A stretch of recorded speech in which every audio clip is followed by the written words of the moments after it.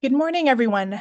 Thank you so much for being here. We're really happy to welcome you to this event. My name is Cindy Thong, and I'm one of the co-organizers of this event, Where Can I Go with a Music Degree, along with two of my wonderful colleagues, Dr. Amy Hillis and Lara Deutsch. First, I'd like to say a huge thank you to our collaborative partner, NYO Canada, as well as our presenting sponsor, Long and McQuaid, who are helping us bring these discussions to you for free for this second edition of this webinar series. So before we get started, a few housekeeping items for the audience, for the attendees. You may notice that there is a chat available. So feel free to interact with that, say hi. I see a little bit of correspondence going on already. And just feel free to chip in if you feel like there are thoughts that resonate with you from what the panelists are saying or to interact with one another. Regarding questions and specific questions for our panelists, there will be a Q&A section towards the last 25 minutes and scattered throughout of our session. There is a dedicated Q&A box where you can submit these questions, whether to a specific individual or to the panelists at large. So please, if you have something you'd like to ask and hear from them about, please submit it there. And I'll be taking in and we'll be going through that. These can also be submitted anonymously, just in case you may not want to attach a name to that. So for those who may be new, this event, Where Can I Go with a Music Degree, was an initiative that started last year. And essentially, it was inspired by some questions we asked ourselves, primarily if we could go back in time and tell our 18-year-old musician selves something, what would it be? And since that time, it's kind of inspired this series, which strives to shed light on a myriad of possibilities and career paths that aren't always necessarily highlighted within academic settings. And we wanted to help kind of bring forward the multiple creative activities that many professional musicians and creatives engage in today in the musical landscape, and just to kind of demonstrate what was possible and to normalize a wider range of these possibilities. So today's workshop, A Day in the Life Navigating the Demands of a Music Career, will focus on the balance of creative time with other responsibilities. So in essence, what goes on beyond the practice room in terms of cultivating and managing a sustainable career in music. I'm really excited to introduce you to three incredibly inspiring innovative individuals who've built very dynamic careers while navigating many of these challenges in both educational performing and many other avenues of this industry. So I really hope you'll ask them questions and so that they can share their insights and valuable knowledge to hear with us here today. So first, I'd like to introduce Phil Chiu, who is a Juno award-winning pianist. He concertizes extensively as a solo and chamber musician across Canada, the United States, Japan, France, and elsewhere. He's played with numerous ensembles and artists such as James Ennis, Emmanuel Payud, Noah Bendix Bagley, and has a long-standing violin duo with the TSO concertmaster Jonathan Crow. Phil has also recorded multiple albums, which includes a trio of solo recordings with Atma Classique at the moment. And he's also recorded for other labels such as Analecta, Warner Music, Leaf Music, CBC Music, amongst others. So thank you so much for being here, Phil. Really excited to hear what you'll have to share today. Thank you Uh, so much, Cindy. Next, I'd like to introduce Adam Cicchillitti, who is a virtuoso guitarist at the top of his game. He's known as an ambassador for classical guitar, and he tours extensively across Canada with various touring agencies such as Prairie Debut, Debut Atlantic, and Jeunesse Musicale, amongst others, as well as a soloist independently as well.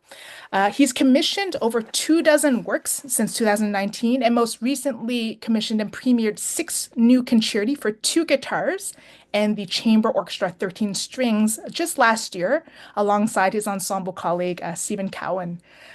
So Adam, similarly, not that he's busy enough, has also recorded 5 albums with Analecta, Atma, and Leaf Music record labels, and he's currently an instructor at Mount Allison University and is also the founder of the guitar school at Ottawa Suzuki Strings. So thank you so much for joining us, Adam. Hey everyone. And last but certainly not least, we have Naomi Wu, who is presently the music director of NYO Canada, as well as the assistant conductor of the Philadelphia Orchestra and an artistic partner of the Orchestre Metropolitain in Montreal. She was the recipient of the 2022 Virginia Parker Prize, and she's worked with many, many, many orchestras around the world, and in Canada specifically, the TSO, the Montreal Symphony Orchestra, National Arts or Center Orchestra, amongst others. Um, She's also a very accomplished pianist, having won second place at the Écart competition and was the winner of the Alain Roberge Prize for Canadian music. And she was previously the music director of the University of Manitoba Symphony Orchestra and was the first ever music director of Sistema Winnipeg, which is a program that focuses on social transformation and change through music. So please join me in welcoming Naomi Wu. Thanks so much Hi, for being here. folks. Great. So to get started, for the audience, I was wondering if each of you might be able to share a little bit about how you perceive your career right now, kind of your roles and responsibilities, and how you have. We're starting with the easy questions, I see. The real quick How do we answers. Absolutely. perceive our career? Yeah. Since because we have a very diverse audience, and so because we all can see it, and I ask this question from the perspective of when we go to a concert or when we go and observe something, we often see this finished Correct. product of some sort, right? Like a performance, Mhm. um, whether it's as a solo, an ensemble, as an orchestra, or any creative endeavor. And sometimes we don't see all the work that happens behind the scenes that goes into that. So that's why I ask the perception of the career and your Mm. roles and responsibilities leading up to that. But I mean, we can kind of terse this apart as the discussion goes. But just a little brief overview for the audience to hear from you, each of you, perhaps how you've gotten to where you are, let's say your path. Um, Perhaps we can start with Phil.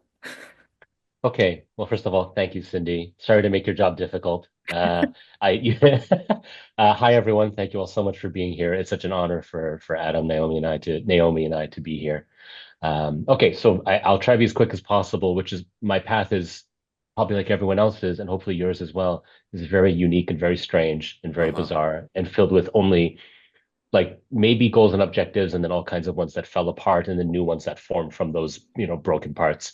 I grew up more or less in Toronto. Um, Ended up sort of studying piano somehow. I was no prodigy. I mean, I was really far from.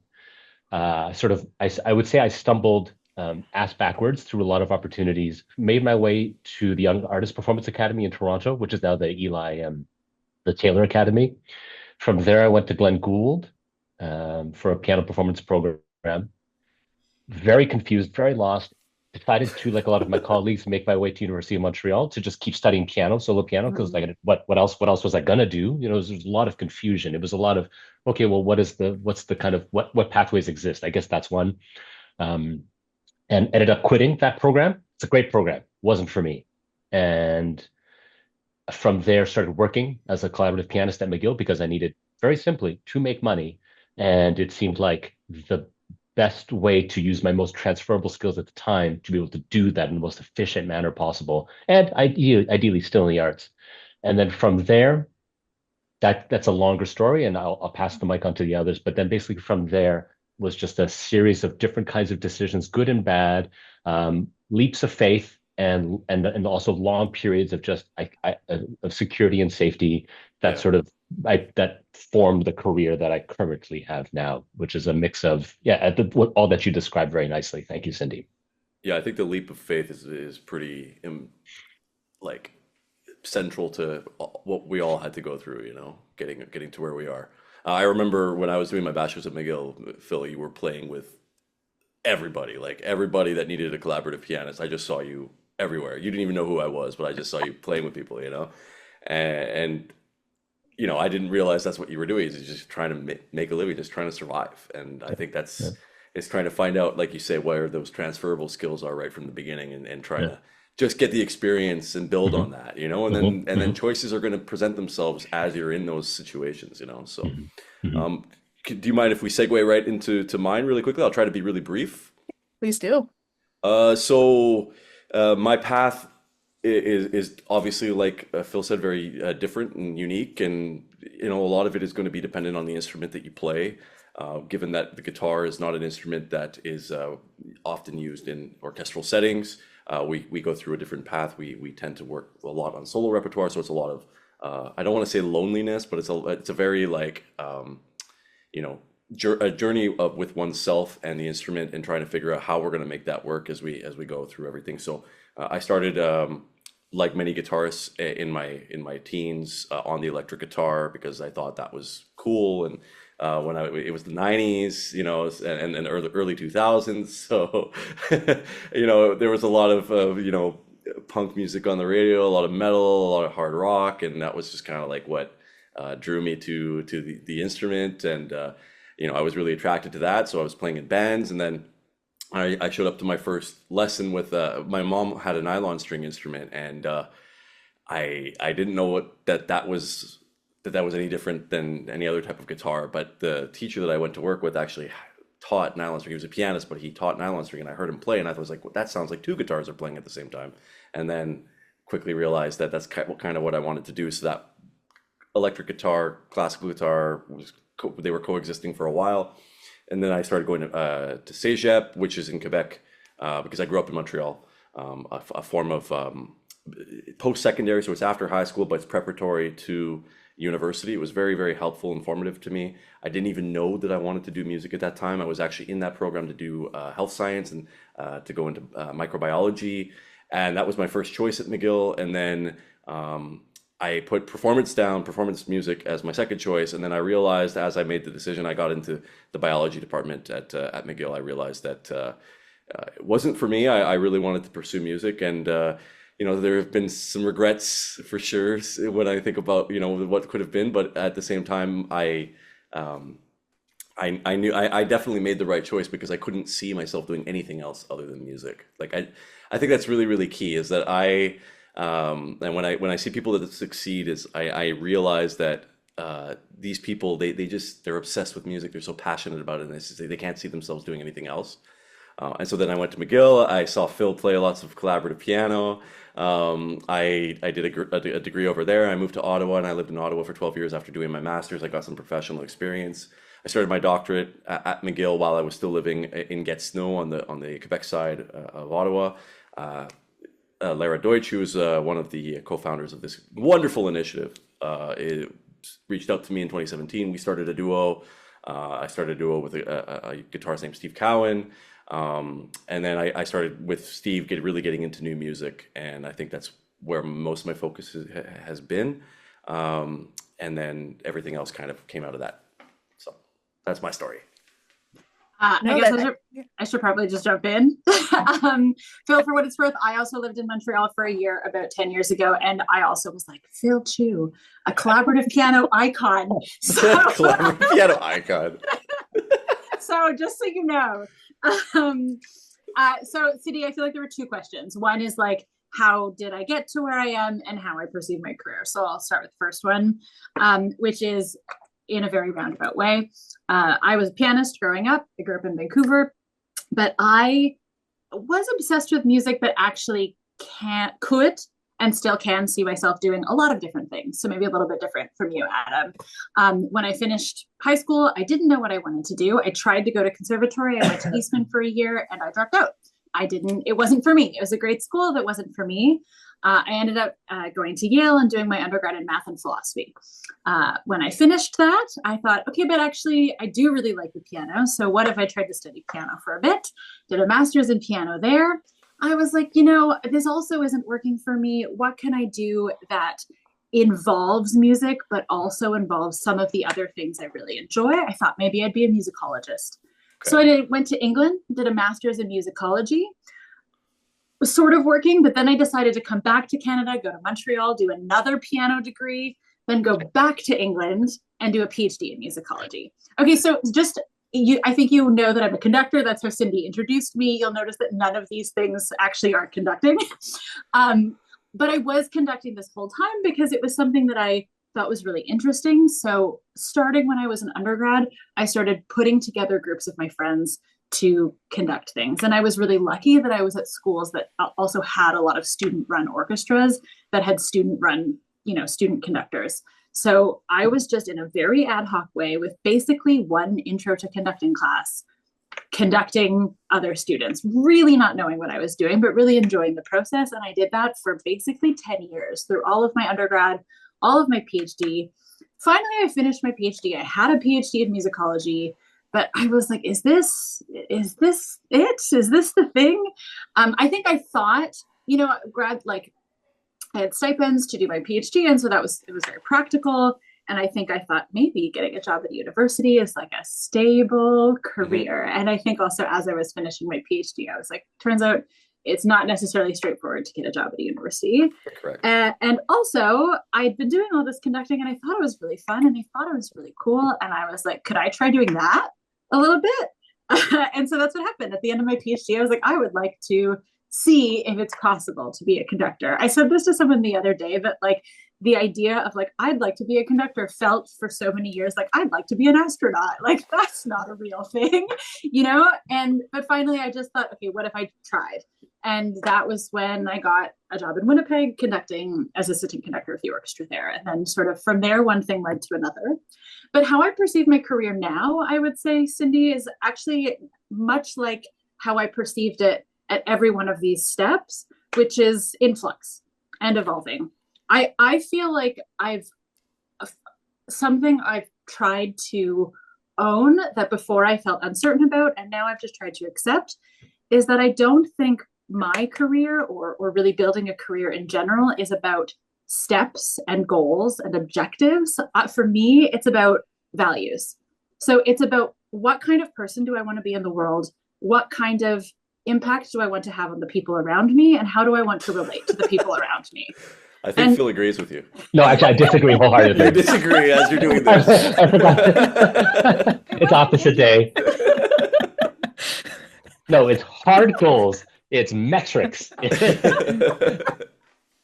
I love this so much. I mean, I love how you say and just shape this perspective in terms of values instead of discrete. This is like a linear path because I mean, I don't know if I feel like you would all agree it's definitely not a path like this. And even backwards sometimes, right? You take a step back, or three, and you go forward. Yeah, you kind of just it's more in a loop, Yeah. There's going to be times when you're feeling like you're going back, but it's part of the process, I just wanted to also follow up on this idea of trying something, right? To see if that's the thing. I'm curious for all of you, if you felt like, was there a certain catalyst at some point that gave you that little inspiration of, oh, maybe I'll try this to see what it's like? Because, we can often believe there is this kind of cookie cutter step-by-step process, but then I hear so often, I just tried it and then this opened another door and then this opened another door and then here I am 10, 50 doors later. But just curious. I'm trying stuff all the time, like constantly, every day. I think I'm like, oh, do I like this kind of music? Or what is it like if I read this kind of book and does that inspire me to think about other ideas? I think my whole life is like trying things and seeing what happens. I don't know about you guys. I wanted to just follow up really quickly on the concept of values, like what you were talking about with your values. What does that look like to you? Like, what are the values that are helping you shape your decisions? That's such a nice question. I mean, I think it's evolving and I'm trying to figure it out. Something I've realized is that at the core of everything that I've always been interested in is something to do with the imagination and with like working towards the future, working towards like a sort of different future, and the ways in which music has this capacity to expand our imaginations, to realize things in the world that we sort of didn't know were possible, to find when you're making music, you relate to other people in a way that I feel is like, what if we could all like chamber music and like, what if we could all relate to each other in the world in this way, like this like magical way that we relate to each other when we're making music together, whether in an orchestra or as chamber musicians. So it's this quality, this value. And it's for that reason that I often think, look, I love conducting and I hope I get to do it for as long as possible. But if someone were suddenly to be like, you can't conduct anymore, there's no orchestras or whatever, of course I'd be sad about that, but I'd also be like, all right, let's find another way to Yeah. bring people together. Let's find another way to imagine better futures. Like, Sounds better futures. Yeah, it sounds like you're kind of forced to seize whatever opportunity you can find just to exist, you know? how about you guys? Is that something that like, Phil, you were nodding. Do you have like a set of core values you feel like guide your path? Yeah, I feel like anything I say, Naomi, is just going to sound like a kind of a crappier version of what you have to say.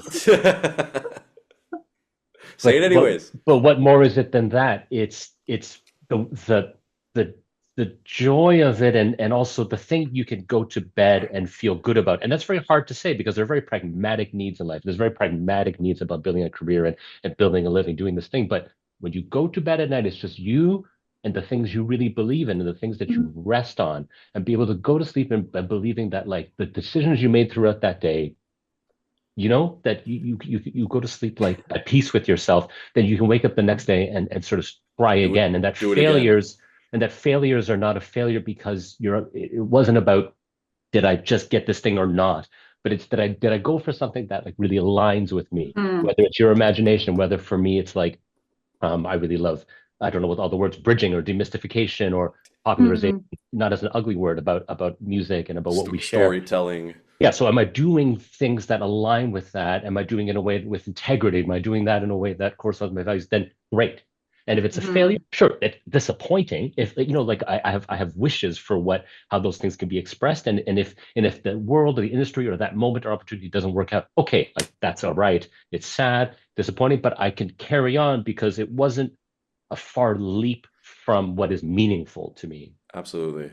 So in You that know? sense, it wasn't actually really a failure or whatever you No. went Mhm. through. It was just part of the Yes, process, but that right? took a long time for me to get to. I don't know about but that took a long time because for so much of the early years, I spent so much time assuming that there was something else I was supposed to get. That there was just that eventually I I was would the just same come way. to I was the understand same some way. path. I'd be like, oh, that's what it is. Okay, That's right, what success looks like. And then you right. Mhm. realize as you're going that you're actually alive and you're doing what you love, so you are successful, right? So that's how I perceive it as just being successful, just doing what I'm doing and being able to make a living off of it. And that's for me is enough, you know? I'm not looking to get rich off of this. I don't think it's very easy to get rich off of doing what we do, but I do it because exactly like it aligns with my core values. I go to sleep at night feeling satisfied, feeling like I accomplished what I wanted to accomplish and learning things. And often, obviously, in this field, you're going to just be meeting so many people. You're just meeting people all the Mhm. time. And that's something that aligns with who I am. Like Lara calls me a golden retriever because I really like to meet people and I really like to just like, golden retrievers, the tails are always wagging when they see people. It's like I like this part of the milieu is that we're always meeting new people because they're going to challenge our ideas. They're going to challenge who we are. They're going to be a part of our growth. They're going to be people that we get to share these beautiful moments with on stage. So for me, that in itself is success, and that is extremely satisfying. So Wow, that was an incredibly that like blossomed so beautifully. Thank you, everyone. I wanted to follow up. There's a question actually in the Q&A to follow up, and Phil was starting to allude to it a little bit. And I want to, so the question is, how do you react and work with rejection that comes with pursuing music? So this Mhm. idea of trying, and when we try, we know w- most things, sometimes things will work out, other times things don't fan out the way we would like. So the part two of their question is, how did you decide what leaps of faith to take and when to take them in your career? And I would even be curious to hear what advice might you want to give to would you give to someone who maybe is just embarking and trying to figure out what do I like? What do I want to try? In how do I go against the current but in alignment with my values when there can be a gravitational pull elsewhere? put yourself in situations right from the get-go. Like just get yourself in situations where you can fail in quotations, Mhm. right? You want to get to those rejections really quickly because you need to get that thick skin that just accepts that rejections are part of the domain, the discipline, right? So for me, I'm gonna use an analogy from my career and my life and where it evolved, right? My first grant application to the Canada Council was to record this album of my mentor in Ottawa, Patrick Roux. And I was just like, my entire being was about making this project happen, Mm. and it was rejected 3 straight times from the Canada Council. And I was just like, how could they do this? You know, it's a Canadian composer. I feel like I'm aligning everything that I'm doing. And this is way before it became more and more difficult to get money for recordings from the Canada Council. At that time, it felt like everybody was getting money to record albums. And so I didn't necessarily abandon that project, but I abandoned the way it looked. And I Mm. started working on something else that I knew was going to work. And then eventually I came back to the grant proposal for another project, and it worked. And then that was kind of put on the back burner the whole time. But then years later, I was able to get, you know, a Patrick Roux piece into one of my duo albums, and now it's coming up on a Patrick Roux piece is coming up on a concerto project. So I'm getting his music out there. And so for me, it was my values was I want this man's music who, first of all, he's a man that I believe in is a really really really good composer. He's also just a really good person, so I want to support him. I like playing his music, etc., etc. I wanted to get it out there. It wasn't the path that I originally saw. I was rejected many times from it. I learned through the process of rejection to look at my ideas, to recycle them, to refine them over time, to be patient. Mm. And then eventually I came back to it, and it didn't look exactly like I had intended it at the beginning, but it was even better. So I think Mm. it's really just about the patience, determination, discipline, and not being like tied to your original idea. You know, don't marry that original idea. It might not be the right one. Maybe it is, but you know, it's in the process you're going to learn a lot about yourself, and do lots of reading, do lots of writing, look at what other people are writing, get a lot of feedback on your writing, etc., etc. You'll eventually get all of these things to kind of come together, coalesce into a more mature, more refined version of what you actually want, and it'll work out for you if you're really determined and you've got the skill and you know the connections and all the things, all the kind of the soft skills that you need in music as well. You know. Mhm. Adam, Naomi? Oh, sorry. Oh, sorry, sorry. I Go just ahead, wanted to Cindy. ask just a specification for the audience. Adam, what time horizon did that, um, let's say, occupy from the first grant to Years, years. like how, like a, can you just Uh, three, uh, five, yeah, yeah. just an approximation, So just from so the they, first yeah. rejection till the time I got my first grant was 2 years. Mm, Okay, but that'll look very different from one person to the next, you mhm, know. I had a lot of writing work to do on my writing mhm. at the same time, you know. Grant, this is specific to grant writing. I don't know if this is where we want to go specifically with this, but you know, it's a very formulaic type of writing. And obviously things have changed a lot with the advent of ChatGPT and OpenAI and Gemini and whatever platform you use, you know, that's going to be assisting a lot of people now with that. But learning how to write from the get-go is a really, really, really important skill for a musician because you're going to be doing lots of emails, you're going to be doing lots of, you know, presenting yourself and um, being eloquent, being well mannered, using punctuation. I can't even tell you how many times I've gotten emails from students that didn't even put periods and commas and didn't capitalize the first letter of their emails and stuff. It's like just take your time when you're writing an email, take the extra 30 seconds, revise it, and make sure you punctuate. You know, it's basic stuff, but it will be reflected in how you're practicing for when you actually need to ask people for money. You know. No, thank you. No, it's just primarily just to offer that time horizon for perspective because sometimes, when we hear someone say, "Oh, just try it again," in our minds, it's like, "Oh, try it next month, try in 6 months." But sometimes these things take years of development, of procuring funding, or just try, right? This iteration. Yeah, Naomi, oh, sorry, sorry. I'll just finish off. The brain needs time to develop, right? You need to develop, you need to go to sleep, you need to consolidate all the Mm. information that you learn. So the more time that you do where you're practicing, the more time you're going to, just like being a musician with all these other soft skills, the more time that you have to develop them and mature. So think about it that way, I think. I'd Um, love to hear from Naomi Yes. uh, on this question of rejection and yeah, leaps of faith. And I can Mhm. think of three things in how I cope with rejection. One is that I don't tend to focus on very specific goals. I know they always say set your SMART goals, right? Like whatever, specific, measurable. It's not how I work. I again feel I loved the word integrity that you used. I focus on what kind of world do I want to live in?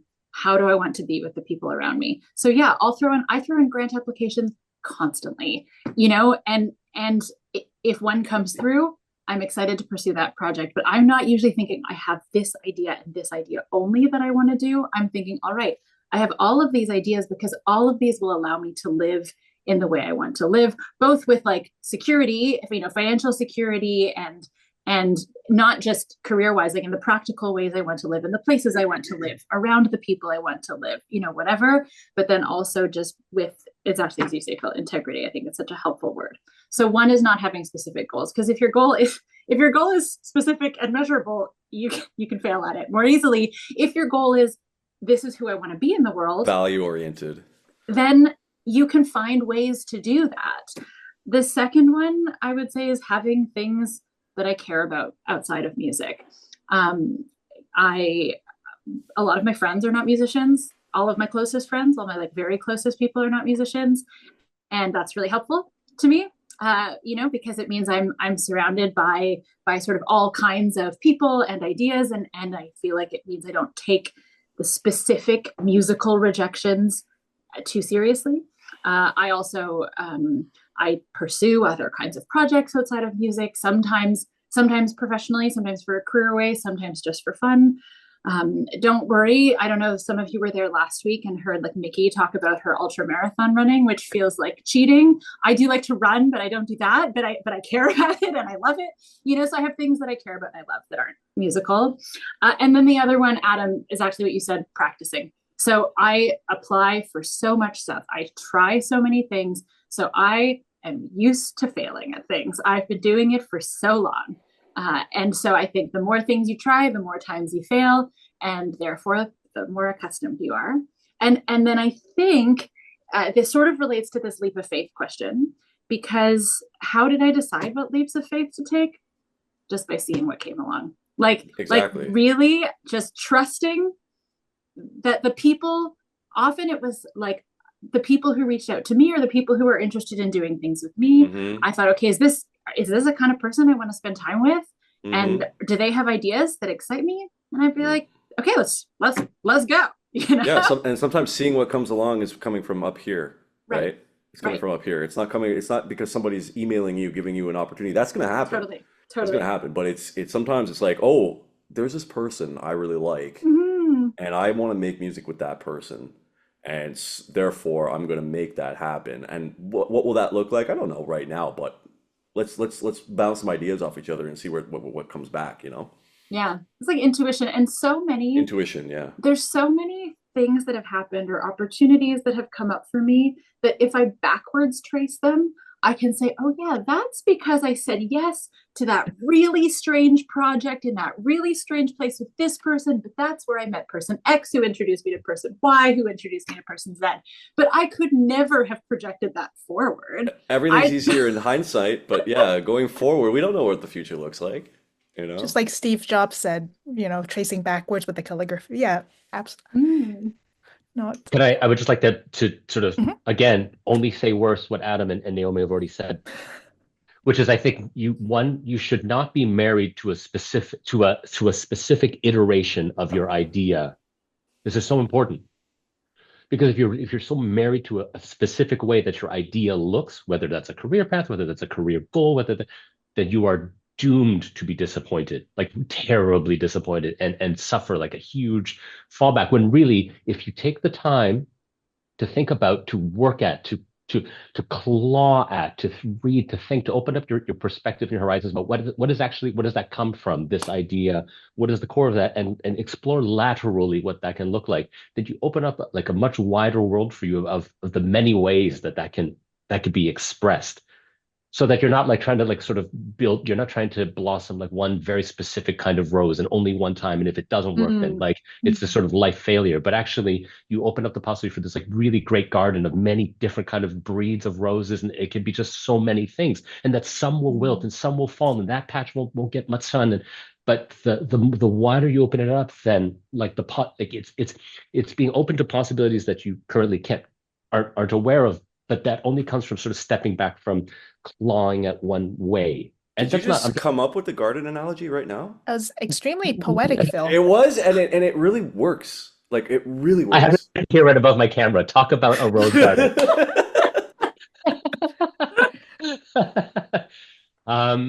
Yeah, and the other thing I would say too is like if we think about, let's say, someone like an Olympic athlete, when we see someone at the Olympics, it seems like this incredible, crazy thing. Wow, maybe they had a dream from the beginning that they would do that. But if you look at the entire pathway, there were so many aspects to it. There were every single coach. There was the whole village of colleagues and people around them that push them, that encourage them, that opine on how they are doing. That it requires like a real certain amount of humility and self-awareness, but also confidence and belief in yourself. Mm. It's like it's and as Adam's saying, you need time. You have to kind of give yourself time to process when something that you went for didn't work and have the kind of be patient with yourself, be kind to yourself, but also be disciplined and diligent with yourself to say, why didn't this work? What about it can be improved? Mm. Take feedback. It's like not being totally bowled over by negative feedback, but also not being kind of falsely inflated by positive feedback. It's like it's taking Mm. looking at things as information and asking yourself, how can I use this information to continue to bolster to further express these values, to better express with my ideas. There's a lot, Absolutely. there's a Balance. lot here. Yeah. A lot to unpack there as well. And I mean, it ties in so perfectly because we keep having these questions come in the Q&A. And thank you so much, the attendees, for sending them. Because I want to build on a bit of what you've all just kind of touched on, this idea of Mhm, developing this confidence to pursue mhm, the values and have, mhm, maintain integrity with oneself in that direction. yeah. But there's a question in the Q&A about comparison with others, Mm. right? Oh, What would you say about fostering, how does one foster that self-confidence, let's say when we haven't necessarily had that track record of success? How do we get that started? How would we ignite that? And so the question says, I often struggle with comparing myself to others, feeling like I'm not good enough, and believing Hmm. that I'm not as advanced in my music career as I should be. Do any of you struggle with this? Do you have any advice to deal with slash overcome these thoughts? I leave it. Phil? so can I start so that I don't always have the last word, which just feels unfair right now? So I saw this question earlier, and it totally gave me goosebumps because I am so with you on this feeling, and I felt this through most of my career, and even still, some days I wake up and feel this way. So thank you so much for asking this question because it is like it cuts straight to my heart. Yeah. It's And it's it's such a tricky. some people think it's taboo too to talk about that, you Oh know. my God, it's like Mhm. it is such Like comparing yourself, like why am I even having this thought that I'm comparing myself to somebody else when as whereas it's like so important to actually talk about it. So go for Mhm. it. and so I would again gently tie it back to what we've been saying. Let's not dance around it. Like we all arrive at where we are with different skills and sets of skills and different talents, right? However we've arrived at those things. And depending on what our goals are, like if I said I want to be an astronaut next year, like people would understand like there's something really hard about that, right? But maybe that's because there's some more objective metrics by which I could or could not achieve that. And in music and the arts, because that doesn't seem quite as clear, it's almost easier to kind of keep telling ourselves like I'm really not good enough. Wow, I'm really not good enough. And yeah, it's a real balance. But again, it's I think it's trying to build the awareness, the view that don't look at yourself from where you want to be and where you want to be, and then from that view go, I am so far from Mm. that. How will I ever do this? And then everyone along the way that you feel already has this thing. I think you want to look at it. I would always try to recommend try to get a sense of where you are at and just work forward from there and see where that takes you. Like have some ideas of how that could be expressed out there and see if those pictures become those very fuzzy pictures of what they can be sort of clarify as you are sort of as Naomi said kind of pursuing your interests and pursuing things that and be diligent about that. If you are interested, then don't kind of it's easy for me to say because I'm terribly lazy, and I was for a long time. But I coasted on a certain amount of talent, which is not what I would advise for everyone. Not everyone has that kind of stupid privilege that I wasted. But like if you have an interest, then don't be lazy about it. Then pursue it seriously Mhm. for a bit and see where that takes you. If you only put in like half an effort, then it's kind of both silly and unfair to then judge yourself for having failed at it, because like have an awareness of how much work you're really putting into that. Awareness is the key. I would say awareness is a big one for me. Okay, that's all I have to say about that. It's not a, overarching answer. Naomi or Adam? Yeah, sure. I have one thought, which has helped me with this lately, which is building relationships with people at various levels of my career. So Right. having close relationships with mentors who are, decades ahead, so to speak, and Mhm. also having relationships with people who I'm mentoring. And I find that helps me stay grounded in the wide range, not only of stages, but to our point that this isn't really a linear thing, the wide range of ways in which people build a career. And that I found has been really helpful for grounding me and not thinking about a career in terms of comparison, but thinking about it in terms of what can we all stand to learn from each other, and how do we all grow when instead of comparing ourselves to each other, we're supporting each other. Adam? What can we actually control in our life? I Right. think is the key. What can Yeah. we control? We cannot control what others do, right? Because they're going to say they're going through the same things that we are, but in their own path, right? That's what we were talking about before. Is everybody's got their own path. Everybody's going to have a unique way of going about things. Some people are going to come with different baggage. Some people are going to come with just a little bit more, maybe natural ability. But what you can control are the choices that you make, right? And if you look at everything in your life as a choice point, like a fork, right? So you have your values that we were talking about, right? And all of the choices that you make are towards those values rather than away from them, then you're gonna achieve your own version of success. So as long as you stay focused on yourself, and yes, like recognizing that, maybe when you see the other person that's succeeding, it's something that you admire. You can be envy, jealousy. I understand that these things they're going to be through natural human feelings, right? We feel these things, right? But you see that it's something that you want for yourself, then you need to do the work to figure out how those people got there, and how your own, like Naomi was saying, your own mentors got there, and Mm. just focus on yourself. I think it's really important. Just stay here, stay in, focus on what you can control. So go towards your values.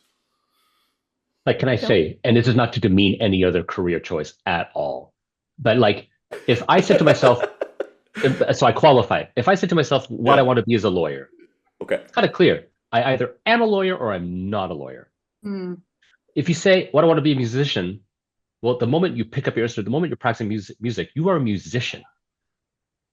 It's like and from there, then it's saying, okay, well, what do I want to do with my music? How do I want that to look? And it sucks so much, our business sometimes. It sucks so much because I think even with our colleagues sometimes, right? We all, when we get, hey, what are you up to? Hey, what do you got going on this year? Hey, what's happening this month? Oh, what's your next It's concert? always Da, da, da. comparing. It's constant comparison. And then, so someone that you asked, they might be totally feeling the exact same way you are, but when they hear that question, they think, oh, and then they tell you about the next big thing they may have. And it might be the only thing they have that month or in that Yeah. season. But then you extrapolate from there and assume, oh, the whole season, like there's so much extrapolation.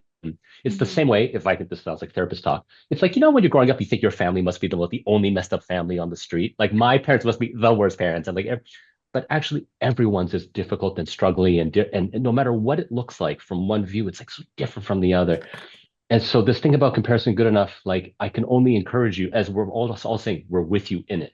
I Yeah. feel it. I feel it from That's some it. days, That's the day way to to day, put it. week to week, month to month. Yeah. And it's Mm. actually being kind of forgiving to yourself about that feeling and understanding that's not all it is that you can feel that, accept that that's a part of it, but then decide from there. But what's more important to me is to continue moving forward, Is to the continue choices growing. you make. It's the Yeah. choices you make. There is no stop feeling that and then you are succeeding. There is no that Exactly. That's not going to disappears and happen. You can't stop your feelings. You, yeah. you know, your thoughts and your feelings are interrelated. You can't stop them.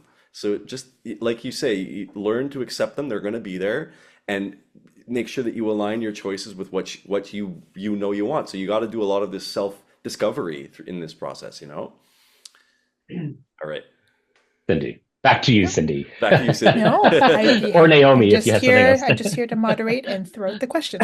No, no, I mean it sounds so much about also just in instead of looking outward, while it's very easy to always compare, it's like maintaining this inward light and being able to go, okay, what do I value? What is important to me? And having those values and drive that direction to overcome the little hurdle that we've just encountered.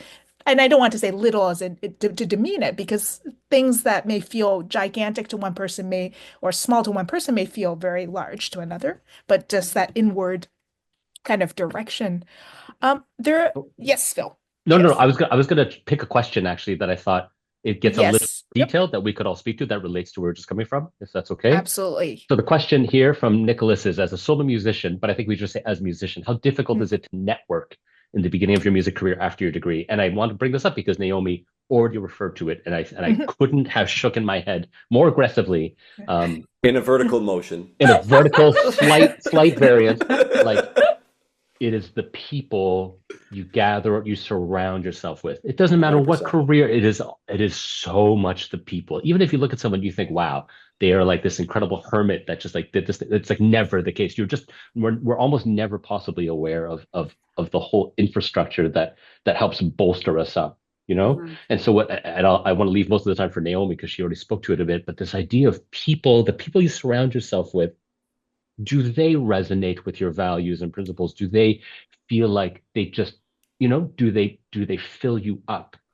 Do they add value to you? Not in a cold sense, but do they, is there resonance with Mhm. you and them?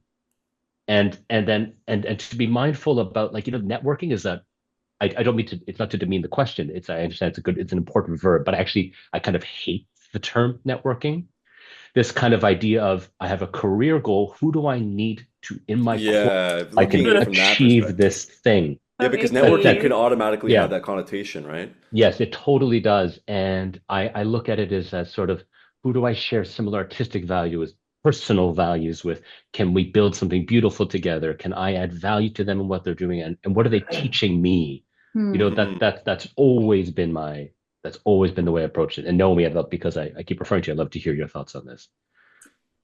Someone once said to me, like a mentor said, if you're feeling icky at an event that's clearly a networking event, just think about what you're curious to know about other people and Yeah. just ask people questions. Yeah. And, she was Hmm. like, you're a curious person. You're curious about other people. Just ask them Hmm. questions. And, Yeah. and that's sort of all you need to do. Hmm. And I found that really helpful as a reminder that even in a situation that's set up to make you feel like this is icky, that actually I think we're musicians because we're curious people, Hmm. because I Hmm. think in order to be an artist, you have Hmm. to have curiosity about the world and to extend that to people. And so just like you, Phil, I find the word networking makes it sound like you're using people, but in Hmm. fact, I don't I don't think of it as using people. I think surrounding yourself with people is important, but I try just to be curious about the people in the world around me, and that has led to so many wonderful opportunities for me. You're not using people. I mean, definitely some people will view it that way. I think we're all quite open-minded people over here. But at first, like let's think of what our earliest network is. It's the school music room, right? When learning with other people. Like our many of our colleagues are people that we go to school with, and some of our teachers end up being our people we work with later on down the road as well. Um, so it's like right from the get-go, right when you're in school, Mm. you're already in the network, you're already in it. So, what are your values? Are you actively engaging? Are you participating? Are you being a good neighbor? Are you uh, coming prepared? Are you coming prepared to class all the time? In any field, wherever you go, you got to be prepared. You got to do the work. But if you start doing those things, people are just going to naturally gravitate towards you and want to work with you because you're prepared and you're showing that you're nice and working on keeping it light and being friendly. These are all things that are going to help you really early, and then you don't even realize necessarily that you're cultivating these skills, right? And you know, some of the earliest contracts that I got were with people that were just my friends. I wasn't thinking when I was meeting them that they were going to be my colleagues and I was going to make money with them. I was just like, you know, this is just my friend. And then eventually I realized, you know, this person is a beautiful musician and I want to try working with them. And then that leads to other things. And, you know, you're not, you know, it's not so black and white is basically the point I'm trying to make. And I could say like Oh, Darren yeah. and Jared. Oh, is that okay, Cindy? Oh, yes, yes, yes. Please, Thank please you, do. Darren and Jared in the comments. They're saying this is about becoming part of a whole. It's about, Mhm. it's not networking, Hmm. it's community building. And this is It's it. community It's, building. yes, it's you're joining a community. It's like if I had to think back to a time that I wasn't alive, it's like if I entered a village, let's say I'm a blacksmith and I enter a village, I want to let people know, hey, I can add value to you. What do you do? Can you add? I need someone who can whatever. I don't know. Someone make up something, churn butter for me. Like it's if I because it's very quick. Like when someone introduces themselves to me, because I'm in this weird position now where some people think I have something to offer. It's like, wait, are they coming to me just because it feels like they want to take from me? There will be people like that though. Yeah, and same thing. So the same, if you go to a place and just sort of have the if I have the sense about you that you're just thinking, okay, what can I get out of this? Then like, no, thank you. Correct. But it's a Mm. fine line. It's a subtle kind of shift between understanding that we're going to do this together. It's building a Mm. network. It's building a village. We are all working towards something. We don't have to pretend we're not. We're not just holding hands around a campfire. Like we are actively trying to build stuff together. So what are we offering each other to be able to do that? You know? I think that's a beautiful way of also framing it because sometimes there are questions of, oh, well, this perception of networking and needing to be extroverted and, Mm. Mhm. schmoozing, etc. Not, to demean any of different ways of being, let's say. But for people who feel like, oh, I'm very introverted, like Mm. Mhm. but Mhm. are excellent listeners, are super present, and so Mhm. this idea of community building Mhm. it encompasses all of that and all these different possibilities. So I think it's such a Mm. wonderful way to frame it, to hear from everyone in that sense. I think Naomi has to duck out at Yes, 1 we p.m. need to. There are a few questions in the Q&A that I may just ask her very quickly. Oh, sure. There's one that says, Naomi, how does one try to be a Yeah. conductor? I assume you don't just walk up and say, hey, can I conduct your ensemble? I love the idea of conducting, but I have no idea where to even start. Any advice? What did you do? Yeah, that's a great question. Practically, I was lucky to be at a school where there were student-run orchestras with student conductors, and so I did actually just walk up to a student-run orchestra and say, "Could I conduct that?" And Mhm. basically, that's what happened. So that is basically what happened. Now there was an infrastructure in place for that. Another thing that I did was I would get together a group of friends. So of course it wasn't a full orchestra. I didn't have 70 friends who could play for me, but I had six, and I would say, hey guys, I want to put on this Mozart opera, and I think we can do it in a reduction for six string players and organ. Would you do this with me? And then I got some singers and we put on an opera. So it took a tremendous amount of kind of organizational skills. It also required having friends who were both excited about making music and willing to do me a big favor and willing to put up with the fact that I 100% did not know what I was doing. Mhm. But yeah, I did basically just ask people, just say to people, look, I have this vision, and crucially, I would say the vision wasn't about me getting conducting experience. I wasn't like, I want experience. Can you do this for me? It was like, hey, I have this idea. I have this show I want to put on, and Mhm. I think it's going to be really cool and Mhm. beautiful, and it will involve me conducting. Would Mhm. you like to participate in Yeah. putting Hmm. this thing on together? So Yeah. practically, yes, that is how I started.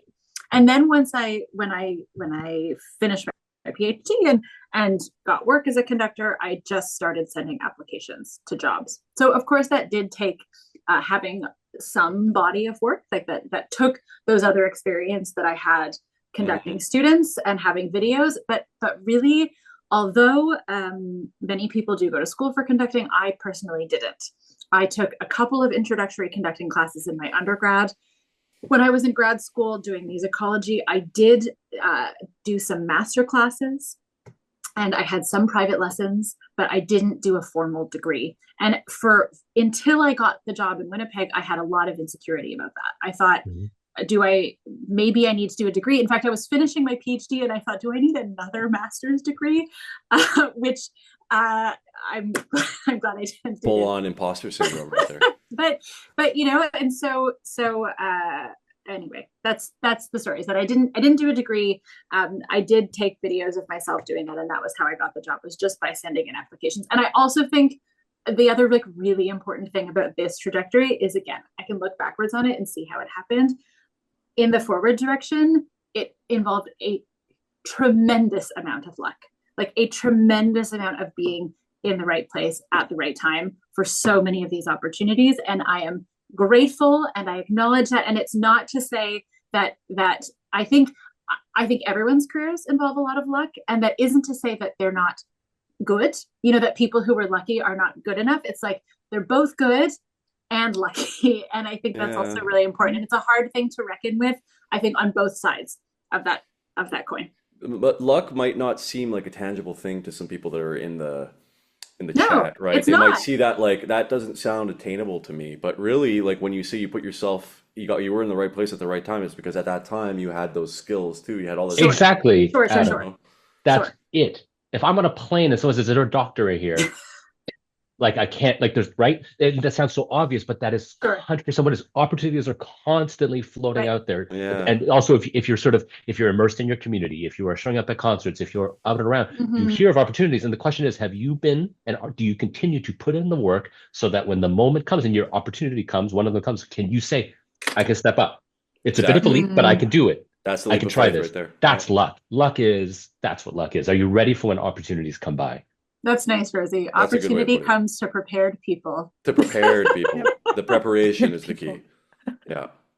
And the ability to seize it in the moment, because there are going to be moments where you're going to have, again, I'm going back to this analogy from ACT, right? Acceptance and commitment therapy of the choice point. Like, are you going to make the right choice towards, right? At that moment, are you going to seize Sorry, the what was that acronym? That went by so fast. I'm not an acronym guy. ACT, acceptance Yeah. and commitment therapy. It's a common, Oh, okay. yes, it's a common form of therapy, and Yeah. so one of their main analogies is the choice point. I didn't just come up with that out of thin air before, by the way, but that was the point. Is like We're not there all is. gardener. That wasn't your poets rose like you. We're garden. not all, yeah, we That wasn't your don't, yeah, rose that's it. garden. We're like the rose garden where we just throw our seeds and then whatever comes, and we choose, we have to take the weeds out, but we choose whatever plants we want. Their analogies are really important for us to visualize, but at the end of the day, it's about like seizing the moment. Luck has that too, right? Because when the moment, comes to you, are you going to make, what choice are you going to make? So just be ready is basically what we're saying. Be prepared. Oh, and then that's such a excellent response, because then we can connect the dots for the little things, those little split-second decisions, right? Those forks. Mhm. Yeah. I'm just answering. A few questions. I'm just gonna redirect very quickly to, because for more about the networking, for example, for those, let's say there is a current music student or prospective music student who's wondering, what are the first steps I can take besides, being in the practice room? Like if I want to go out in the community, how do I network? How do I cold email? Do I go ask someone for coffee? Like how do I go about doing that? What would be your suggestions for tangible steps for someone who wants to just broaden and meet people Yes, without all it of that. feeling Yes, transactional? all of that she said. Yes. Yes. Email people and meet them Yeah. for coffee. Go to concerts with your friends and meet Yeah. their friends. Go to concerts. Introduce yourselves to people after their concerts. Yeah, all of it. Reach I out would to say- people you know in the city where you're living, or people you went to school with who are living where you are, and get coffee with them. There's the analogy of the low-hanging fruit that I've heard of before, and what I mean by that is when we are networking, I'm going to continue to use the little quotation marks because of Phil's non-like of the term networking, but call it what it is. Focus on, rather than going straight to cold emails and reaching out to people that you don't know, focus on who you do know, right? And go for the kind of the low-hanging fruit at first, because it sounds very, very commonsensical, but you need people, that personal connection that you have in our industry is so important. So it's very difficult to reach out to somebody that you don't know and for them to automatically want to work with you than it is for somebody that already knows you and has that personal connection with you that you can, build from there. I think it's one of the things I remember hearing an agent talk about at a presentation last year, and I was like, I've been sending out all these emails to these orchestras and to that people I don't know, and I should have just been focusing on what I've already built because I'd already built so much at that time. So obviously it depends on where you are too on that path. Right? You might feel like you don't know a lot of people. So then again, to what Naomi was saying is yes, just go out for coffee, go to people's concerts, meet people. Even if you're an introverted person, you could still do these things, right? You don't have to be a golden retriever to meet people, right? You can still get out there. I think that's kind of the key. There are some amazing musicians that I have met that are very, very introverted and who would consider themselves shy, that are musicians that I admire so much. So it's not a question of introverted, extroverted. It's really just about that personal connection and meet people, get out there. I do want to add some things, but I also don't want to keep Naomi if she. No, it's fine. Okay, sorry, I don't want to draw attention to it. And let's not skirt around this issue. If I want to be a surgeon, but I hate the sight of blood, I'm going to have to work a bit at being more okay with that. So in the arts business these days, unless you are exceptionally lucky, yes, if you are particularly introverted, if you feel your social skills aren't quite where you think they could be to help you feel more comfortable to reach out to people, you'll have to find ways within your comfort level to start pushing yourself a bit that way. Don't pretend to be someone else you're not. Correct. Other extreme. Correct. That won't feel honest to you. It won't. But encourage yourself to push yourself. There are parts of what we want to do that involve a certain level of that kind of skill so that you can access speaking to people, so that you feel comfortable to send an email. So I don't skirt around that. I'm not saying just any temperament will just do whatever, it'll all work out. No, you have to kind of push yourself in certain ways. The other thing I want to say specifically about networking, this idea of reaching out to people who can help you.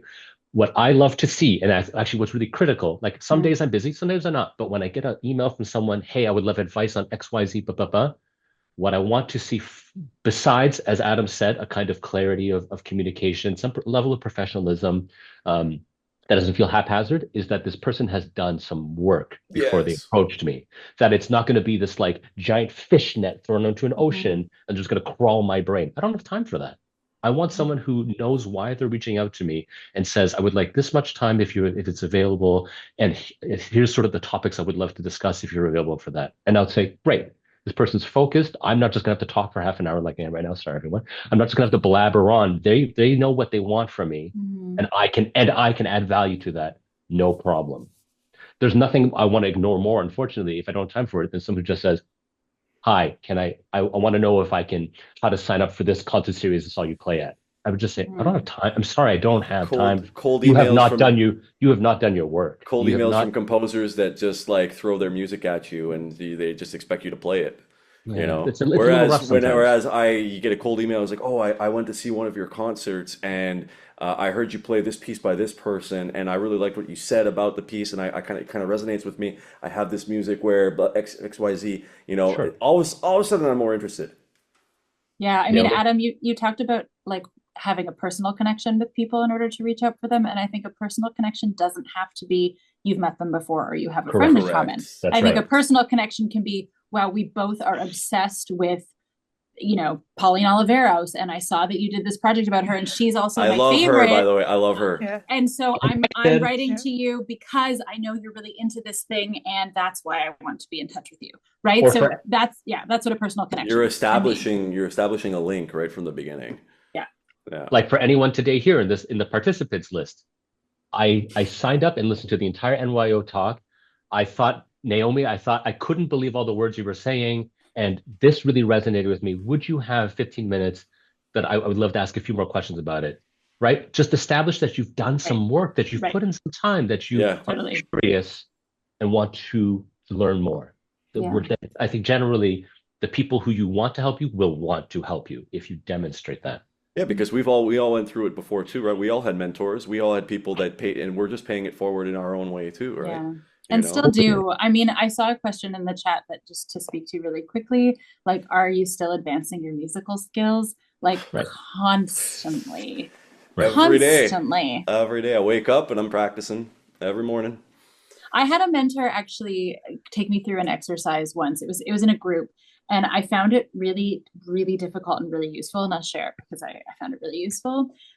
She had us get together in groups. There were a couple different professions in the room, but there were a couple of conductors. The conductors got together, and she had us write down all of the hard and soft skills we thought we needed for our career. So hard skills were things like being good at score reading or having a good ear, and soft skills were things like personal skills. She has write them down. Languages, might be a hard skill. Then she had us rank ourselves on a scale of 1 to 10 on each of these skills. And then she said, okay, take a look at your rankings, look at the ones where you think you're lower, and then just reflect on how you intend to get better at those. And it was one of the most humbling exercises I've ever done, and also very, very inspiring. And I return to it sometimes. And I'm always trying to think about, okay, what are the ways that I can better both on the hard skills, both on the the musical skills and on the soft skills, which actually go together. Well, it's more the soft skills are more abstract, right? You don't a lot of times you don't really know that you're working on them when you are. Sure. But it is kind of cool to just think about them and reflect on them, because then you can kind of come up with a plan, right? You're going to put yourself in more situations likely, right? There's the thick skin that I was talking about before. You need to develop that, right? So the more situations you put yourself in, the more failures or rejections that you go through, the more you're working on those soft skills over time. And again, like we were saying before, they take just as long as it takes you to develop your hard skills, right? You need time to learn how to do these things. So I think it's also just to tie this little section up, just the idea that everything can be considered a skill that is attainable if we invest effort towards developing that thing we feel we would like to improve upon, so that it doesn't feel like this mystical, magical ability that someone has that is absolutely unattainable for me as a person. It's to see that I can break it down. What are the components of this thing? And how do I get to work? How do I start on this journey if that is something I really want to go towards? I just think, if you see, as Naomi said, that's a great sounding exercise. I'll never do it because then I would just probably crumple in a ball and not wake up in the morning. All the things I'm not good at. But in a way, it's a really smart exercise. And no, it's not okay, then if I'm just excellent at all this, then I will have made it. It's not about that either. It's just okay, if they're necessary, then push when you have build up your resilience, build up that willpower, build up that work ethic, and at different times, just elevate yourself a little bit at a time. Pull up those, it's a bit like building repertoire. My teacher always say, it's like you should have some music that's actually a little bit too easy for you, that you feel you really excel at. Give yourself some jobs that you feel you're just like, oh, I am king of this world.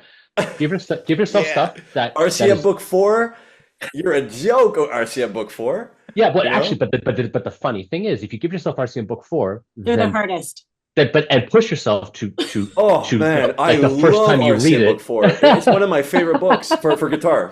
I love it so much. That's why I brought it up. But I like you say, I am the king of RCM Book 4.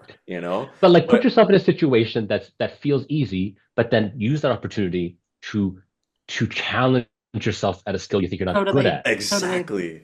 You understand what I'm saying? Fine, don't go to a music networking event. Go to your this sounds so silly, friends. Go to a grocery store and have a conversation with the clerk.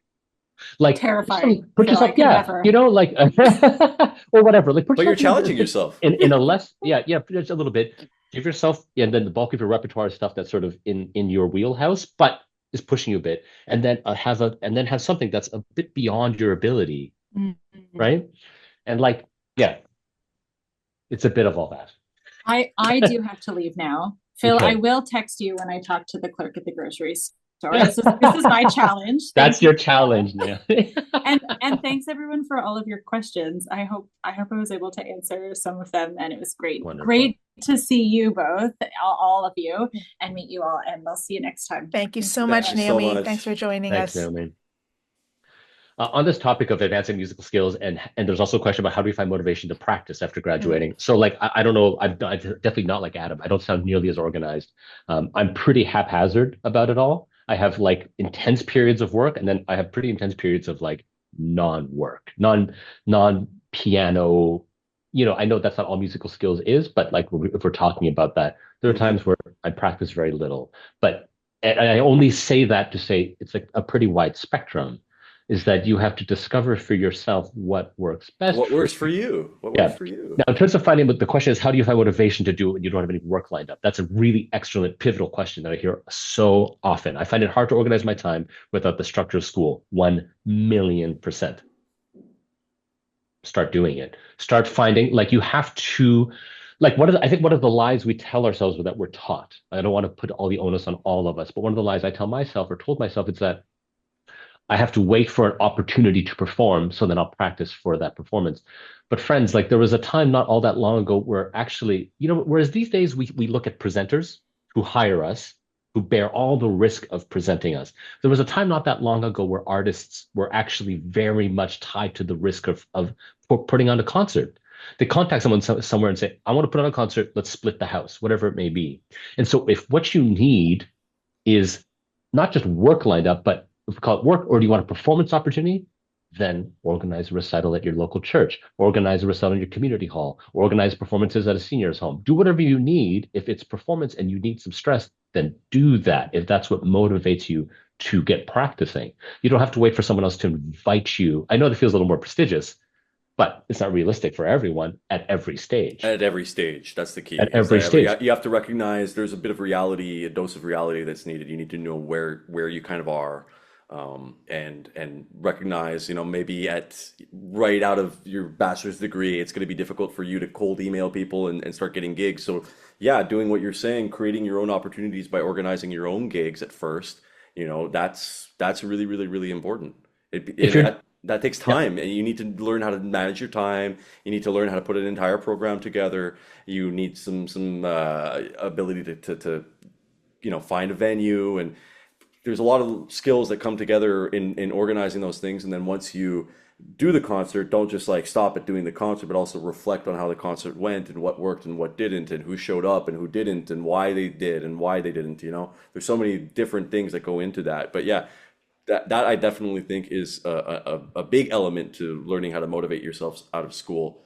And then you'll get to a stage, if you continue, where for me, when I don't have gigs or anything in the immediate future, I'm actually really motivated to practice because I can do something else other than the repertoire. I could actually go and play stuff that I want to play, but that's because I already have that kind of intrinsic motivation that I've built up through years of doing it. right. I'm not saying that that's Correct. that's going to work for everybody. It works for Hmm. me. You know what I Hmm. mean?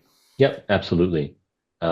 And there's also a question here, Cindy, if I may, I'm just sort of like flipping through it all. The question of, because I Mm. realize we've been talking She's video. supposed to be moderating, man. Let her Well, moderate. I wanted to ask a question, and this may address a few Go. questions. Just so the audience is aware, we can all see the Q&A, but Phil is doing an excellent job. You're way better than me. I'm just talking. He's actually reading and talking. Like, wow, Yeah. I have a question for skills. both of you, and um, this idea of coming out of school. Let's say when we have this structure around classes and lessons, and there's Hmm. weekly deadlines, and or even not even being in an undergraduate program. Let's say even if you're a prospective music student, you have weekly lessons and a deadline.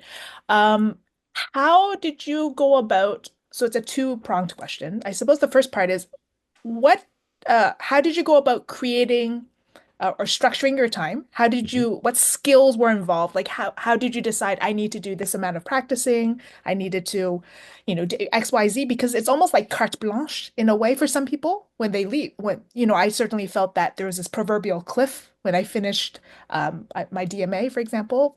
Not that there was, but there's a sense of what do I do next? How do I structure my time?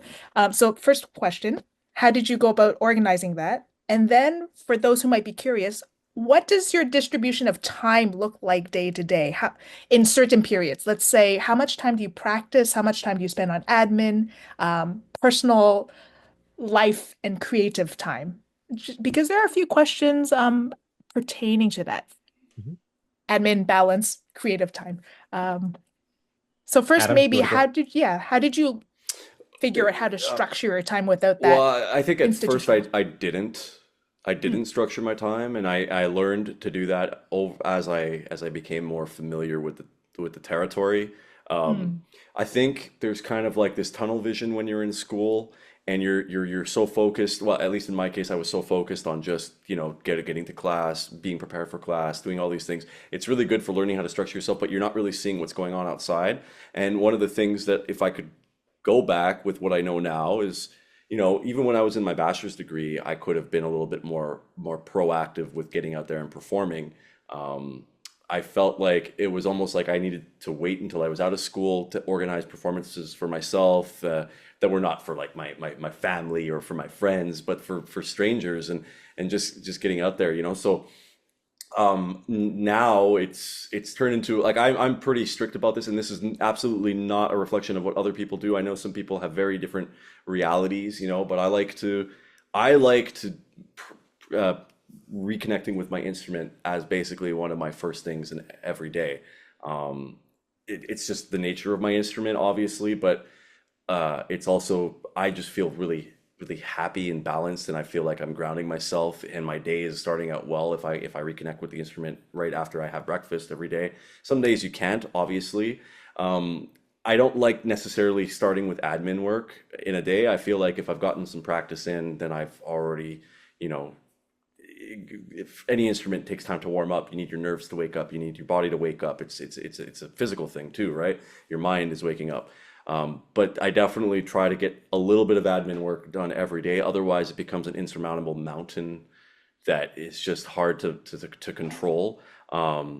So then I'll try to devote some time to that. And then obviously, one thing that's really important, I think that everybody needs to remember, is that you're also not just your brain, but you're also a body, and you need to take care of that body. So whether it's going out for a walk, reconnecting with nature, we're beings, we're human beings, we're beings of the cosmos. We come from this earth. So reconnecting with nature is a great way to take care of both your mind and body at the same time. So going for a walk, exercising, eating well, trying your best, even if you're dealing with anxiety, to sleep well as well. So learning what, doing, if you need therapy to help you with anxiety and stuff like that, because that's a thing that a lot of people, particularly in music school, are dealing with. I know myself, I dealt with a lot of anxiety when I was in my bachelor's degree, and I know that I wasn't seeking out therapy. And those are things that I wish I had kind of done when I was young. Let's normalize talking about therapy. Everybody should be getting therapy. So yeah, a little bit of practice, a little bit of admin every day. I don't want to put a specific number to it because it changes on a day-to-day basis, and obviously it changes with my priorities. It changes with what gigs I have are on the horizon and what kind of opportunities I create for myself. So that's my really long-winded way of getting to your answer there, Cindy. No, thanks. Are we in competition for most long-winded? Because I will crush you, Adam. Do it. Go for it. I want to say again, it all comes down to awareness. Are you developing awareness of what it takes, what you need on a day-to-day or whatever it may be, to maintain your level at your instrument? And at times when you can afford it and need to, do you know how much time you need to push yourself at your instrument? So like if you learn your maintenance number, and I don't mean to say literally it's like 2 hours and 15 minutes a day, like it's not that, but do you have a kind of a sense of what you need, whether that's day to day or within a week or within a certain time frame? Because like as a pianist, I can step away from the piano for quite a long time and feel pretty good when I sit back down. But I know a lot of string players, they're like, if I take a full day off, it's weird a little bit already coming back to it. 100%. Or 2 days. Whereas pianists, I'm just like, whatever. Like it, depending on your level with the instrument, but I know I can say grosso modo that a lot of pianists are more okay taking a few days off, and Yeah. the nerves or whatever, that they're a little more okay with that. Yeah. Well, So with I string instruments in particular, I think the saying is, if I take one day off, I notice it. If I take 2 days off, my teacher notices it. If I take 3 days off, the public notices it, kind of right, thing, right? right, So, right, yeah, and exactly, that'll depend for everybody, but yeah, I think that's really, really important, is familiarizing yourself as early as possible with what your limits are and how much time is needed to maintain the level that you expect of yourself and that ultimately you think other people expect of you. yeah, But also self-care, be kind to yourself in that process, but yeah. There's all kinds recognize of that you like, need to rest. You really need to right. take time off. Yeah, there's only like you have to establish like so actually one thing I meant to say globally first, which is yes, no matter how many courses they put in school to prepare you for the outside world, nothing really prepares you to Correct. be thrown into this kind of void, you know? There's no way to put it. I'm not sure there's really, you were in school and it's a very special kind of unique place, and and one has to kind of make the most of the opportunity. You'll never again have that much time to practice. You'll never again have that much time to do certain kinds of things. It's very little will prepare you. It's normal to step out and just go like to be blinded by all of it. It's normal. Adam is totally right. It's you have we in those first years as you're finding you have to discover like what diminishing returns looks like. Don't tell yourself I need to practice now always eight hours a day like I used to in school. Like it's not really realistic, and it It's not doesn't realistic at all. not realistic at all. No, and you have to develop an awareness. Wait, I'm getting my maximal work if I do two-hour stretches a day at my instrument, and that's about it. After that, it's diminishing. Can I better use that time for my admin work? Can I do For like rest, for not and doing for a anything. rest? Yeah, 100%, exactly. yeah. 100%, all of that. And Hmm. there are times where that balance is all going to shift depending on your level of organization, like mine, very poor. And this is all in all seriousness, like I'm very poorly organized sometimes.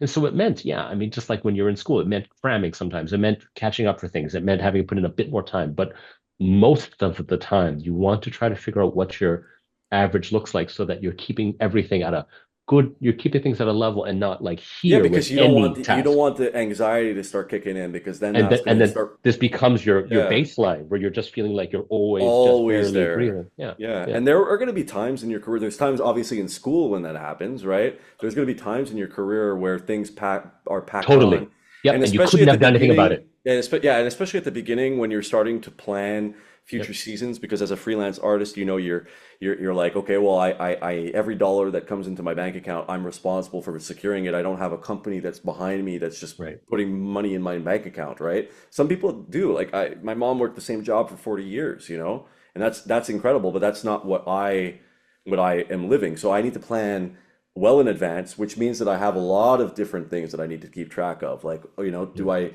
this concerto gig that I'm playing in a year, do I have this piece learned and when do I learn it and when how fast can I learn it so that I can put it away and then come back to it? Because in music you need time for your brain to rest for you to be able to feel the space that the music requires, right? But that also requires like, okay, well, it's September now. This is a time when I should be sending out proposals to this group of network contacts in my network because in September I know that these people are booking this season, but I know that in April it's another group, right? So that I know that when those two times are coming around, I'm going to be a little bit busier in the admin side because I'm planning to send out proposals. You have to know what the rolling deadlines are for your grant applications. And so you need to be developing projects and you need to be thinking about projects years in advance because you have to deal with failures. Maybe you're not going to get the money in the time that you planned. So you have contingencies for when those moments occur and can you recover and what are you going to do otherwise during those times. So it's just all this balance that you kind of get familiar with as time goes forward. And you may not feel like you're the best at time management. I know I am not. I know some people that have to-do lists for everything that they do, and that works amazing for them. It doesn't work for me. I don't do to-do lists, and that might sound like I'm a heathen. That's blasphemy to some people, but it works for me. I could do my to-do list up here. It's okay, but whatever works for you. If you're a person that likes to have that structure, then go for it. Go for the to-do lists, and check off the boxes because I know that for some people they literally would not be able to function without it. And it just sounds like so much of it is just this self-knowledge and this discovery, right? Self-discovery and adaptation and evolution as we go through and experience, and have new responsibilities to contend with, right? And Exactly. adjusting or not to some things, and that also factors goes back to that question, perhaps of trying new things, right? Does this work? Does this not? And maybe it does or doesn't, but learning from that experience. Yeah, I would say, are you working on being ever more curious? Are you working on being Mm. ever more healthily humble? Are you working at working? At Yeah. being better at working. And that means, as Adam says, in an efficient way. So you know when you're putting good energy out and you know how to recover that energy. Mm. Or are you just throwing yourself against the rock, hoping for the best? There's no virtue in sort of a self-destructive self-sacrifice for some kind of like that. You cannibalize yourself by Correct. overworking. you hurt your own long-term growth by doing that. 100%. And also being always kind of being grounded in reality, depending on your context and your situation is important, you know? So 30 years ago, getting a university position as a professor might have been a different reality than it is now. Right. And the security or the financial security that's attached to that position might be a different reality now too. So you have to kind of be aware of what is realistic and what is possible, what are the measurable goals that you can achieve without committing too much to just one thing. I think it's unfortunately you're gonna, if you're gonna be a musician, I shouldn't say unfortunately, it's just a reality. You're gonna have to be really good at managing lots of different things at the same time, right? So finding multiple avenues of revenue, and working them in a way that helps you succeed, you know, and just pay your bills is going to be a reality for a lot of people too. I'm going to ask to wrap things up because we're nearing the end. I'm going to ask two rapid fire questions, which we love asking all of our panelists through both editions so far. So, first, why are you a musician? And two, what is your definition of success and has it changed since you were in undergrad? So, say 18-year-old Adam or 18-year-old Phil. Going to go, Any Phil? takers? Okay, so why am I a musician? Rapid fire. Yeah, I saw this and I was kind of prepped for this question. I laughed aloud when I read it earlier that we might ask you this rapid fire question. Um, I'm a musician. Partly because, as Adam said, sometimes I think about it, I go, well, what else would I really want to do What this? else would I What do? else would I What do? And else that's would I actually do? really important. I don't mean to glamorize that. It's that, right. Not that I couldn't do other things, but it's like, but what else would I want to do right now? No, this is still it. And it's an Yeah. important question to keep asking. My teacher would always say, listen, if you think of that question and anything else interests you, this is not a criticism or a knock against you. Go do that thing because music is hard. The job is hard. The arts demands a lot of you. You have to really want this and not really imagine that you want to do anything else right now. But moreover, I love communicating. I was always the kid in school that always got crapped down from my teachers because I got my work done, but I just chatted with everybody. I Yeah, me too. wanted to communicate, and music feels like such a direct line. I can't really blabber with music unless I haven't really practiced. You know, someone else has written beautiful music for me, and I get to just sort of fine tune that message Hmm. and yeah, share that with people. And what was the second one? What is your definition of success and has it Right. And has it, changed of course it's changed since? because as we're saying, like I used to think that there were certain paths and that Mm. am I suited for that path? And for me now it's as we said at the very beginning, at the end of the day, I mean this is, you know, really it's a little esoteric, but at the end of the day, I ask myself, have I lived? Have I done my work according to my values and my principles? Am I doing my art form? Am I expressing it and does it all align with what's meaningful to me? Am I treating others well? Am I transparent and honest? Am I acting with integrity? Am I expressing my art form and I'm searching for ways to do that? Am I pushing myself to do that? Great, then I'm succeeding. Doesn't mean that I don't have low days. I have plenty of low days, but am I succeeding overall? Absolutely. I Why'd love you have to that put it so response so much. eloquently? How am I supposed to answer after that? That's exactly what I was gonna say. It's because Um, you sent me your notes, so I just I read sent you those first. my notes. Yeah, Yeah, I shouldn't have yeah, done that. I knew yeah, that. yeah. Why would I? Why am I a musician? Well, it definitely goes because goes back to what Phil was saying is because I couldn't imagine myself doing anything else. But from a very young age, I really liked to perform. So performance is really the thing for me. I just liked to share what I've been working on and show, you know, this is the music that I like to play. This shows a part of who I am. So sit there and listen to it. You know, I mean, maybe not that way, but I like that a lot. Obviously, on a guitar, you grow up, you know, playing a lot by yourself, and then as soon as I started playing in bands, I realized, oh, this is something that I could do with other people, and then I could perform with these other people, and then we could share, and then I could watch other people do it, and we can talk about what they're doing, we can nerd out, and I just loved the world that music was, and I loved nerding out about it, and I couldn't see myself doing anything else. And then what is the definition of success? I think we've already pretty much talked extensively about that, and um, I don't know that my definition of success has changed since I was an undergrad. I think obviously it evolves, but for me, definition of success back then was will I be able to live day to day and as a musician? And right now, I am living day to day as a Mhm. musician, so it's not really this any different. I think it's the same. And I mean, you were really, I mean, you kind of answered it earlier on as well, which was it was a really beautiful answer, probably about 15 minutes into the webinar.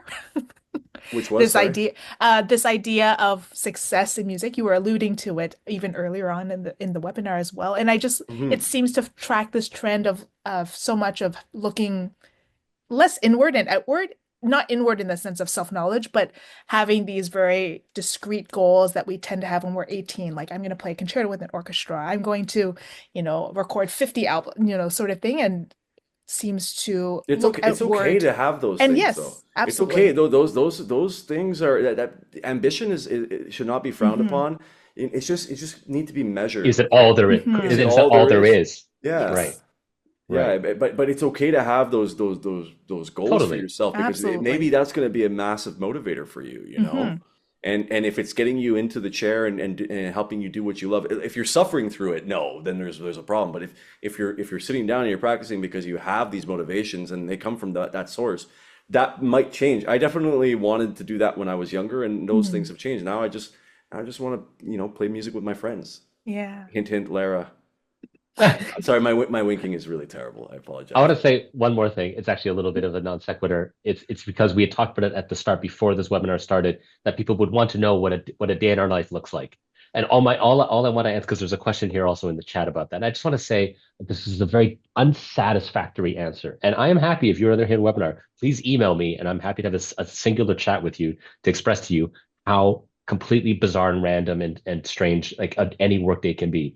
Last week, if I'm on tour, I am rehearsing throughout the day. I am sending emails and like doing tons of work on grants or this or reaching out to presenters for next year's concerts. And then that night I'm playing concerts in the reception afterwards, and I'm meeting presenters and I'm meeting their constituents and their sponsors, and I'm doing the networking. And then I wake up and I do it again. I drive somewhere else. And then today I woke up, I like had a coffee. It's just sort of, like I'll go to the gym later and I might practice, probably not. Like my life, everyone's life is going to look very Yeah, different. we just had a 2 hour discussion on Zoom right now on this thing, like that's not something I've done yet. It's just it's another it's another thing that's just thrown into the pile. It's just things happen, Yeah, just yeah. just receive. I was very honored actually when I received the email from Cindy to join this because I obviously been hearing a lot about it through Lara last year, and obviously I think it's a really important thing that they're You were talking about it honored. more. You were honored until they heard that they also invited me. Oh, come on. Don't think such so lowly of yourself, This man. is why you're both on the same webinar. Yeah, they put us together for a reason, Phil. But now we both feel bad. Thanks, Cindy. But I heard Lara talking about this idea that she had last year, and that she was working with Amy and Cindy on it. And obviously, we've been through university, and there's so much focus on the hard skills and having discussions with people about what a career looks like, and then just seeing how many different types of careers there are and how everybody's is unique. It's a lot of it's information I don't necessarily think I had when I was in my bachelor's degree Mm. that I would have appreciated. I think you can like let some of the anxiety go and realize that you're on the path if you're doing it, and that's it, and your path is going to look different than someone else's, and that's okay. Just be happy like that you're even doing it in the first place, that you're in a country where you can do that, where that's even an opportunity in the first place, you know? Well, thank you so much. I mean, I don't know if I can conclude it any better than that. Thank you, Adam. You just took the words. I think we're going to there's so many excellent questions in the Q&A, and I feel like we could talk for hours more about this topic. But I'm sorry we couldn't get around to all of them, but try to rapid fire as much as we did. Thank you so much for everyone for attending this session. It's the last webinar in this series for this edition. But we hope to see you in a future one. And thank you so much to Phil, Adam, and Naomi, who had to leave for an engagement, for joining today and just offering your really heartwarming, holistic insights into just No, what no. a little day in the life kind of looks like, or navigating this terrain. So A thank you life so in much to everyone. less a day in the life than a life in the life. Thank you so much, Cindy, Lara, Amy, NYO. Thank you all for stepping out and taking the leap to put this kind of thing together. That's a leap too. This project's Yeah, a leap, right? And they yeah, did it. yeah, So good for you guys. yeah. Thank you very much. Thank you so much, Thank you, everyone. Hope everyone. to see you soon. Thank you, everyone.